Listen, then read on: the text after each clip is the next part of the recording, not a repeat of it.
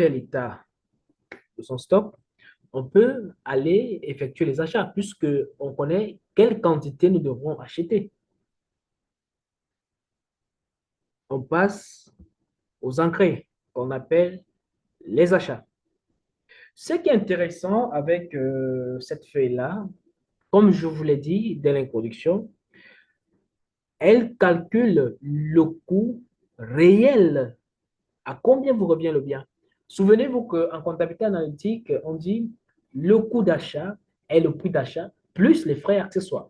Ici, vous avez le prix d'achat, vous avez les frais et ici, l'AGEX évalue à combien le bien entre en entreprise. Est-ce que vous comprenez? L'AGEX calcule à combien le bien entre en entreprise. Voyons sur la matrice.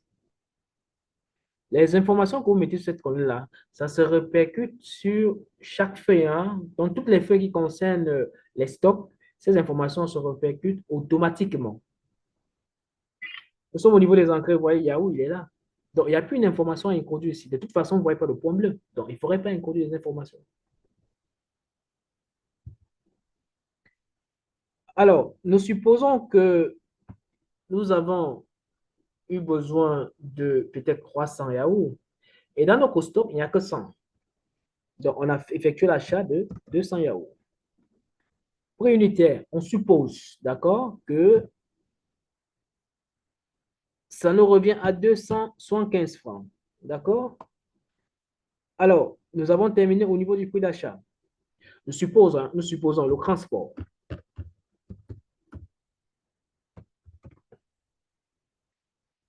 Le transport. Alors, ici, il s'agit de mettre le prix unitaire d'un bien. Le transport, nous supposons que un yaourt nous revient à 10 francs. Au niveau des frais accessoires, 10 francs.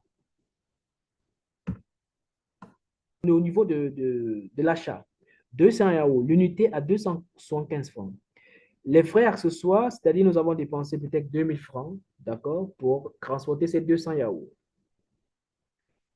Et lorsque nous regardons au niveau de l'engrais en stock, le coût unitaire d'un yaourt nous revient à 285 francs. Donc, vous voyez que l'AGEX prend en compte le prix d'achat, les frais accessoires et vous dit à combien ce bien entre en stock. Et lorsque nous allons arriver au niveau des sorties, vous allez voir comment est-ce qu'il apprécie ces stocks-là. Nous avons pris 200 yaourts, l'unité à 275 francs. D'accord? Et lorsque nous regardons l'entrée en stock, l'unité nous revient à 285 francs. On peut encore évoluer. On peut encore évoluer, même si on met là, je ne sais pas moi, on met n'importe quoi, on met peut-être 50 francs. Il prend ça en compte. Il prend ça en compte. Donc, c'est-à-dire, l'entrée en stock adopte la définition en elle-même de celle que nous donne la comptabilité analytique. Un bien entre en stock au coût d'achat.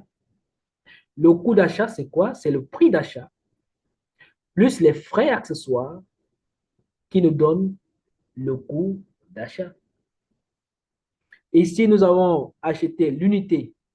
Nous avons pris 200 euros, l'unité à 275 francs. Et quand nous regardons l'entrée en stock, l'unité nous revient à 325 francs. Donc, l'AGEX a tenu compte des frais accessoires. C'est ce qui est intéressant avec ça.